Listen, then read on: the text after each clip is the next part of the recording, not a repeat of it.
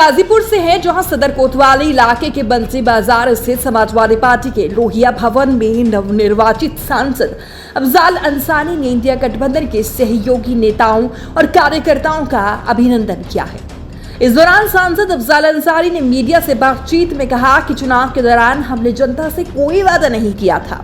हमने तो सरकार के नाकामियों के खिलाफ चुनाव लड़ा है और चुनाव जीत भी गए हैं। वहीं एक सवाल के जवाब में अफजाल अंसारी ने कहा है कि इंडिया गठबंधन का मैनिफेस्टो सरकार बनने के बाद गरीब महिलाओं को सरकार के खजाने से 1 लाख देने का था। साथ ही चुनाव कैसे जीतने के सवाल पर भी सांसद कहते हुए नजर आए हैं कि सांसद से नहीं, ये सरकार से सवाल होना चाहिए। हमने तो सरकार के फेल्योर, महंगाई, बेरोजगारी पर चुनाव जीता है। वहीं गाजीपुर की प्रमुख समस्या पर कहा है कि गाजीपुर की ही समस्या नहीं है, बल्कि पूरे देश में बेरोजगारी, महंगाई, भ्रष्टाचार आदि की जो समस्याएं हैं वो चरम सीमा पर हैं। मेरी प्राथमिकता में है कि गाजीपुर में एक सरकारी यूनिवर्सिटी, जिले में 200 डॉक्टर की कमी है, उसको पूरा करना है। साथ ही इस कार्यालय में गाजीपुर में एक स्पोर्ट कॉलेज की स्थापना मेरी सबसे पहली प्राथमिकता है और मेरी प्राथमिकता गरीबों को सामंतवादियों द्वारा सताए जाने के खिलाफ जन आंदोलन कर खड़ा कर सजा दिलवाना भी है। वहीं नंदगंज चीनी मिल के प्रश्न पर अफजाल ने कहा है कि मनोज सिन्हा की औकात नहीं तो मेरी औकात कहाँ है। संविधान के सवाल पर भी चुनाव लड़ने को लेकर अफजाल अंसारी कहते हुए नजर आए हैं कि शपथ लेते समय प्रधानमंत्री नरेंद्र मोदी ने मजबूरी में संविधान को माथे से लगाया क्योंकि संख्या 240 थी।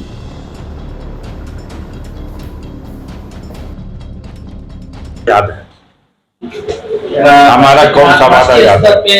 नेट आपका है, डेटा आपका फ्री है, खाद्यान्न आपके है, जो भी ये कहाँ हो सकता है? ये सरकार के खजाने से था। 1 लाख रुपया हर गरीब महिला को दे देंगे, ये सरकार के खजाने से था। ये जो मैनिफेस्टो था इंडिया गठबंधन का, इसकी तो शर्तें यही थी कि हम लागू करेंगे, हम सरकार में आएंगे तो। ये तो प्रश्न ही कहाँ से बनता है भैया? ये कहाँ से प्रश्न बनता है? आपको याद हो तो बताइए। मैंने कोई वादा नहीं किया। मैंने इस सरकार की नाकामियों के खिलाफ चुनाव लड़ा है। जो मेरा काम है वो मैं करता रहता हूं। जनता सवाल नहीं करती, प्रेस सवाल करती है।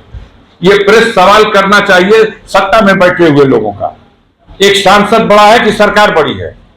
सवाल सरकार से नहीं, सवाल सांसद से करेंगे। हम जनता के बीच में ये सवाल लाते थे कि ये सरकार फेल्योर है, महंगाई के सवाल पर, बेरोजगारी के सवाल पर, भ्रष्टाचार के सवाल पर। जनता ने इस सवाल पे वोट दिया। गाजीपुर में पूरे देश में जो समस्या है उस समस्या से परे नहीं है। बेरोजगारी की समस्या है, महंगाई की समस्या। हमारे यहाँ का 40 रुपए लीटर डीजल पेट्रोल बिक रहा क्या? सारे देश में जो महंगाई है उससे हमारे देश के क्षेत्र की जनता त्रस्त है। बेरोजगारी हमारे क्षेत्र में भी है। भ्रष्टाचार, बेईमानी, हर सरकारी अफसरों में बैठे हुए अधिकारी लूट रहे हैं। ये सारे देश में समस्या है। लड़ा जाएगा इन सवालों को लेकर के, अग्निवीर को बेनकाब किया जाएगा। अग्निवीर की भी समस्या है। मैंने अरमान पाल रखा है कि गाजीपुर में 300 साढ़े 300 से भी अधिक डिग्री कॉलेजेस हैं। एक विश्वविद्यालय गाजीपुर को चाहिए। मेडिकल कॉलेज का ये नकली मेडिकल कॉलेज नहीं चाहिए। अगर चाहिए तो इसके साथ 200 डॉक्टरों की जो कमी है वो 200 डॉक्टरों को पूरा करना चाहिए। अस्पताल पर मेडिकल कॉलेज का बोर्ड लगा देना, ये गाजीपुर की जनता जानती है। आप अपना आंकड़ा गिना लीजिए। अन्य क्षेत्रों में मेरी प्राथमिकता होगी कि यहाँ स्पोर्ट्स कॉलेज हो।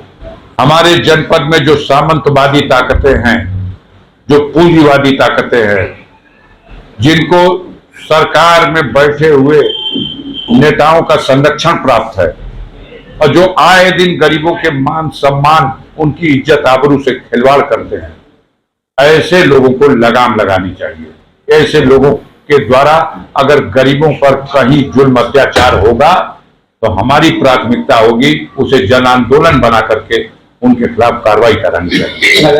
अरे बताए तो कि हम नहीं कर पाए हैं यूनिवर्सिटी।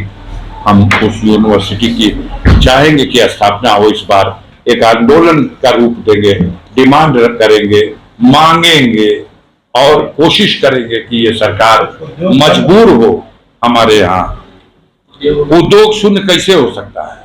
उसका मानक सरकार ने तय कर रखा है। अफीम फैक्ट्री हमारे पास है और वो अफीम फैक्ट्री मोदी सरकार और भारत सरकार की देन नहीं है, वो अंग्रेजों की देन है।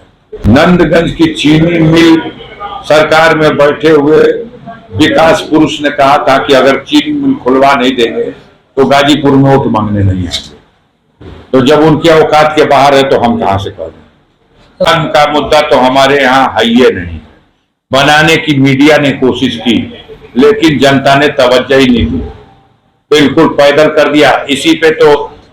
इसी पे तो मात खाई है भाजपा। वो सोच नहीं सकती थी कि उत्तर प्रदेश में हमने इतना बड़ा सौगात दिया राम मंदिर की और जनता ऐसे खारिज। ये तो कह रहे थे 100 सीट तो पुरस्कार में देश भर की जनता देगी। जितनी सीटें थी 350 350, उसके आगे 100 सीट पुरस्कार राम मंदिर बनाने का, और पुरस्कार दिया कि प्रतिकार कर दिया कि 240 पे लाए। अब जोड़िए घटाइए इसको। भाई ये इस लड़ाई में हम जीत गए, मजबूर होना पड़ा और हमारे प्रधानमंत्री को शपथ लेते वक्त संविधान को सर से लगाया, इसलिए कि संख्या 240 आ गई। 272 भी नहीं पहुंची जो सरकार बनाने के लिए आवश्यक है, तो मजबूर हैं। अब तो उस संविधान को सर से लगाएंगे, लेकिन नीयत तो कुछ और थी। जनता ने उनको इस लायक नहीं छोड़ा। अब उनकी कृपा नहीं है कि हटा देंगे। अब तो बैसाखी पे खुद ही है टिक टिक टिक टिक।